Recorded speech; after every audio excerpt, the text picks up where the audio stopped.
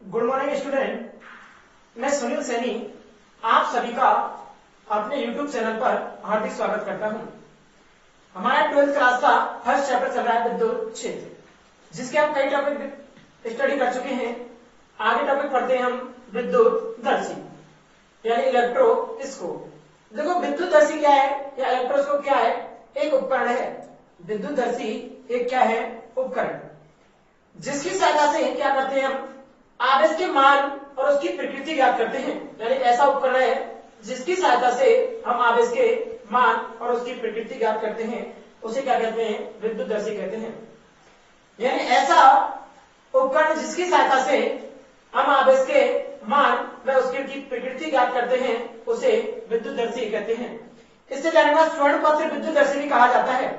इसे क्या कहा जाता है? स्वर्ण पत्र विद्युतदर्शी। तो देखो परिभाषा क्या हुई इसकी कि ऐसा उपकरण जिसकी सहायता से आवेश का मान एवं उसकी प्रकृति ज्ञात की जाती है।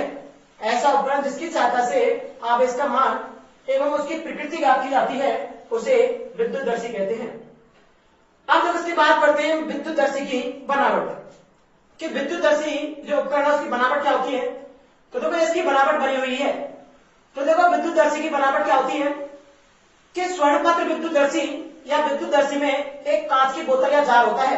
एक क्या होता है? कांच की बोतल या क्या होता है? जार होता है, जिसके मुंह पर क्या लगा होता है? रबर कॉर्क लगा होता है। यानी स्वर्णपत्र विद्युतदर्शी में कांच की बोतल या जार होता है, जिसके मुंह पर रबर कॉर्क लगा होता है। जिसके मुंह पर क्या लगा होता है? रबर कॉर्क, जिसमें ऊर्ध्वाधर एक धात्विक छड़ लगी होती है। जिसमें ऊर्ध्वाधर एक धात्विक छड़ लगी होती है, जिसका निचला सिरा नुकीला तथा ऊपरी सिरा घुंडीनुमा होता है। जो धात्विक छड़ लगी होती है उसका निचला सिरा नुकीला होता है और ऊपरी सिरा कैसा होता है? घुंडीनुमा। अब ध्यान रखना, तथा इसके नुकीले सिरे पर स्वर्ण पत्र को, ये क्या होते हैं भाई? स्वर्ण पत्र। स्वर्ण पत्र को बी आकृति में मोड़कर लगाते हैं। बी आकृति में बी होता है, इस आकृति में मोड़कर लगाते हैं।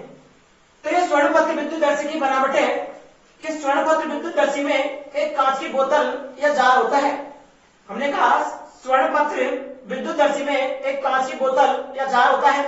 एक कांच की बोतल या जार ले रखी है, जिसके मुंह पर रबर कॉर्क लगा होता है। यानी जिसके मुंह पर क्या लगा होता है? रबर कॉर्क, तथा जिसमें ऊर्ध्वाधर एक धात्विक छड़ लगी होती है, जिसका ऊपरी सिरा घुंडीनुमा तथा निचला सिरा नुकीला होता है, तथा जिसके नुकीले सिरे पर स्वर्ण पत्र को बी आकृति में मोड़कर लगाते हैं। ये थी स्वर्ण पत्र विद्युतदर्शी की बनावट।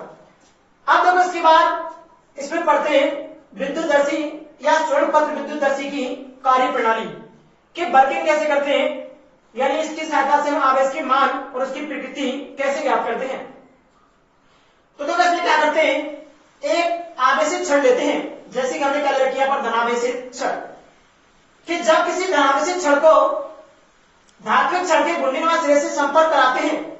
हमने कहा कि जब किसी धनावेशित छड़ को धात्विक छड़ के घुंडीनुमा सिरे से संपर्क कराते हैं, तो चालन विधि के कारण, हम पढ़ चुके हैं चालन विधि और संपर्क विधि, उसके कारण समान धनायन किस पर आ जाता है? धात्विक छड़ पर आ जाता है। यानी धात्विक छड़ पर भी कैसा आवेश आ जाता है? धनावेश आ जाता है। हमने पहला पढ़ा था संपर्क स्पर्श चालन विधि। उसके अंदर क्या होता है कि जब किसी आवेशित छड़ को किसी अनावेशित छड़ से संपर्क कराते हैं तो उस पर समान प्रकृति का आवेश उत्पन्न हो जाता है। उसे हम क्या कहते हैं? चालन विधि कहते हैं। तो हमने इसकी कार्य प्रणाली में पढ़ रहे हैं कि जब किसी धनावेशित छड़ को हम धात्विक छड़ के घुंडीनुमा सिरे से संपर्क कराते हैं तो चालन विधि के कारण, कौन सी विधि के कारण? चालन विधि के कारण संपूर्ण छड़ पर धनावेश आ जाता है, तथा कुछ आवेश स्वर्ण पत्र पर भी आ जाता है।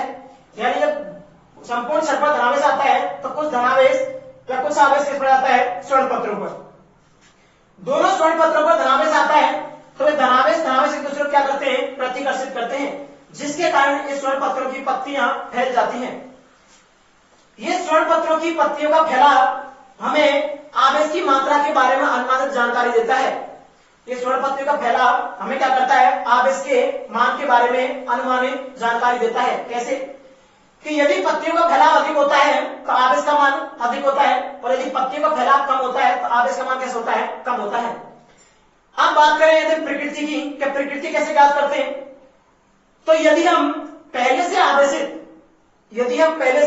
आवेशित स्वर्णपत्र विद्युतदर्शी के पास में कोई आवेशित क्षण लेकर आते हैं, यानी हमने कहा कि यदि पहले से आवेशित स्वर्णपत्र विद्युतदर्शी के पास या उसके संपर्क में एक आवेशित क्या लेकर आते हैं, हम क्षण लेकर आते हैं या कोई आवेशित वस्तु लेकर आते हैं, और यदि उसकी प्रकृति स्वर्णपत्र विद्युतदर्शी पर आवेश के मान के समान है, यानी जो वस्तु लेकर आते हैं यदि उस पर तथा स्वर्णपत्र विद्युतदर्शी पर आवेश की प्रकृति समान होती है तो पत्तियों का फैलाव क्या होता है, अधिक हो जाता है, और यदि वस्तु पर आवेश की प्रकृति विपरीत होती है तो पत्तियों का फैलाव क्या होता है, कम हो जाता है।